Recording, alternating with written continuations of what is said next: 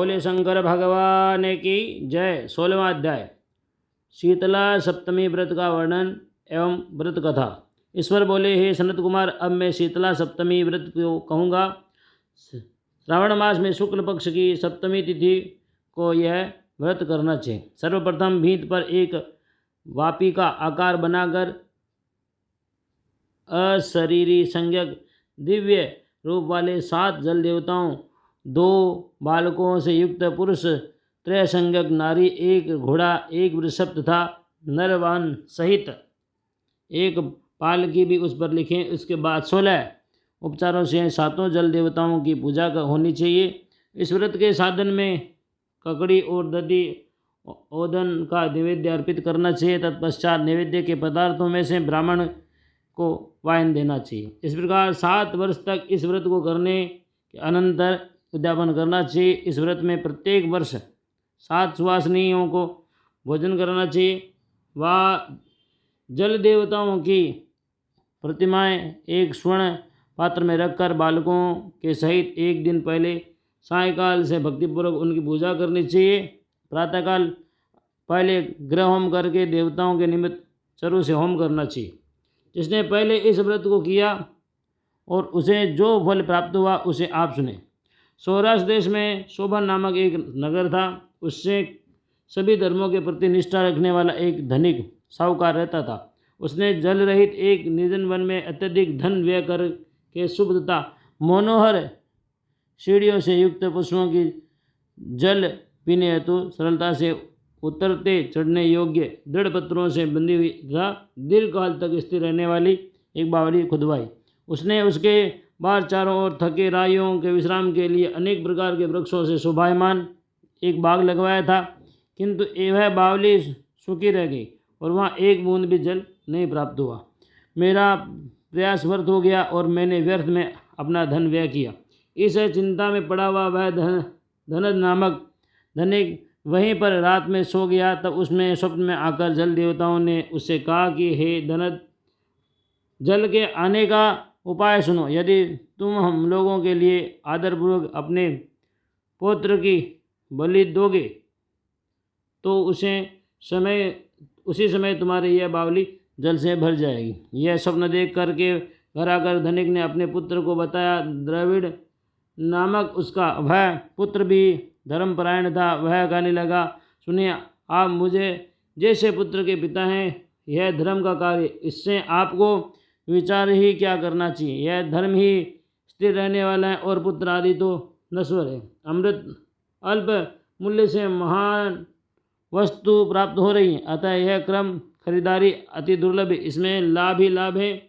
शीतांशु और चंडांशु ये मेरे 2 पुत्र हैं। इनमें शीतांशु नामक यह जो ज्येष्ठ पुत्र हैं, उसकी बलि बिना कुछ विचार किए आप प्रदान करें। किंतु ये पिताजी, स्त्रियों को यह रहस्य किसी भी प्रकार नहीं मालूम होना चाहिए। इसमें उपाय यह है कि इस समय मेरी पत्नी गर्भिणी है, उसका प्रसव काल का सन्निकट है और प्रसूति के लिए यह अपने पिता के घर जाने वाले। यह कनिष्ठ पुत्र भी उसके साथ जाएगा। हे तात, उस समय यह कार्य निर्विघ्न रूप से संपन्न हो जाएगा। पुत्र को यह बात सुनकर पिता उस पर बहुत प्रसन्न हुए और बोले, हे पुत्र, तुम धन्य हो और मैं भी धन्य हो जो कि तुम जैसे पुत्र से पुत्रवान हो। इसी बीच उस सुशीला के पिता के घर से बुलावा आ गया और वह जाने लगी। तब उसके ससुर तथा पति ने कहा कि यह ज्येष्ठ पुत्र हम लोगों के पास ही रहेगा और तुम इस छोटे पुत्र को ले जाओ। इस पर उस साध्वी ने पति तथा ससुर के कहने से वैसा ही किया।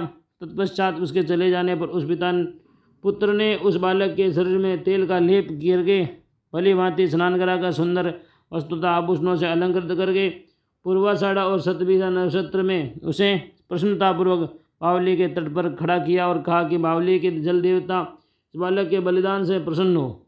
उसी समय वह बावली अमृत तुल्य जल से परिपूर्ण हो गई और वे दोनों पिता पुत्र हर शोक से युक्त होकर घर चले गए।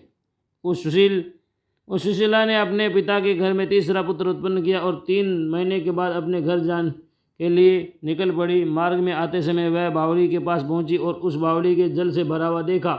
वह बड़े आश्चर्य से पड़ी गई। उसने उसमें स्नान किया और वह कहने लगी कि मेरे ससुर का परिश्रम और धन का व्यय सफल हुआ उस दिन श्रावण के शुक्ल पक्ष की सप्तमी तिथि थी और सुशीला का शीतला सप्तमी नामक शुभ व्रत था। उसने वहीं पर भात पकाया और दही ले आई। उसके बाद जल देवताओं की विधिवत पूजन करके दही भात का ककड़ी फल का नैवेद्य अर्पण किया और फिर ब्राह्मण को वायन दिए। उसके साथ लोगों के साथ मिलकर उसी नैवेद्यान्न का भोजन किया। वहाँ से उसका ग्राम 1 योजन दूरी पर था। तदनंतर वह सुंदरपाल के पर आरूढ़ होकर दोनों पुत्रों के साथ वहाँ से चल पड़ी। तब वे जल देवता परस्पर कहने लगे कि हमें इसका पुत्र जीवित करके प्रदान करना चाहिए, क्योंकि इसमें हमारा व्रत किया और यह उत्तम वृद्धि रखने वाले इस व्रत के प्रभाव से इसे नूतन पुत्र देना चाहिए। पहले उत्पन्न हुए उसके पुत्र को यदि हम लोग ग्रहण किए रह गए तब हमारी प्रसन्नता का फल हो गया। आपस में ऐसा कहकर उन दयालु जल देवताओं ने बावली में से उसके पुत्र को बाहर निकालकर माता को दिखा दिया और फिर उन्हें विदा किया। तब वह शिशु माता ऐसा कहकर पुकारता हुआ अपनी माता के पीछे दौड़ पड़ा। अपने पुत्र का शब्द सुनकर उसने पीछे मुड़कर देखा। अपने पुत्र की देखकर वह मन ही मन बहुत चकित हुई। उसे अपनी गोदी में लेकर उसने उसका मस्तक सूंघा, किंतु वह डर जाएगा, इस वजह से उसने पुत्र से कुछ भी नहीं पूछा। अब अपने मन में सोचने लगी कि यदि इसे चोर उठा ले गए थे तो यह आभूषणों से युक्त कैसे हैं, और यदि पिशाचों ने इसे पकड़ लिया था तो पुनः छोड़ क्यों दिया। इसके घर के संबंधी जन तो चिंता के समुद्र में निमग्न हो गए। इस प्रकार सोचते हुए वह नगर के द्वार पर आ गई। तब लोग कहने लगे कि सुशीला आई है। यह सुनकर वे पिता पुत्र अत्यंत चिंतित हुए कि यह न जाने क्या कहेगी और पुत्र के विषय में हम लोग क्या बताएंगे। इसी बीच वह तीनों पुत्रों के साथ आ गई। तब ज्येष्ठ बालक शीतांशु को देखकर सुशीला के ससुर तथा पिता घोर आश्चर्य में पड़ गए, बहुत आनंदित भी हुए।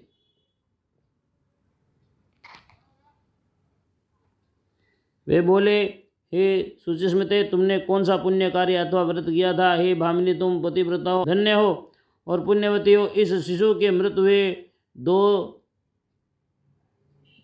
माह व्यतीत हो चुके और तुमने इसे फिर से प्राप्त कर लिया तथा यह बावली भी जल से परिपूर्ण हो गई। तुम एक पुत्र के साथ अपने पिता के घर गई थी और 3 पुत्रों के साथ आई हो। हे शुभ्रू, तुमने तो कुल का उद्धार कर दिया। हे शुभानने, मैं तुम्हारी कितनी प्रशंसा करूं। इस प्रकार ससुर ने उसकी प्रशंसा की। पति ने उसे प्रेम पूर्वक देखा था। सास ने उसे आनंदित किया। तत्पश्चात उसने मार्ग के पुण्य का समस्त वृतांत कहा। अंत में उन सभी ने मनवांछित सुखों का उपभोग करके बहुत आनंद प्राप्त किया। हे वत्स, मैंने इस शीतला सप्तमी व्रत की विधि आपसे कह दी। इस व्रत में दधी, ओदन शीतल, ककड़ी का फल शीतल और बावली का जल भी शीतल होता तथा इसके देवता भी शीतल हैं। अतः शीतला सप्तमी का व्रत करने वाले तीनों प्रकार के तापों के संताप से शीतल हो जाते हैं। इसी कारण से यह सप्तमी शीतला सप्तमी इस यथार्थ नाम वाली है।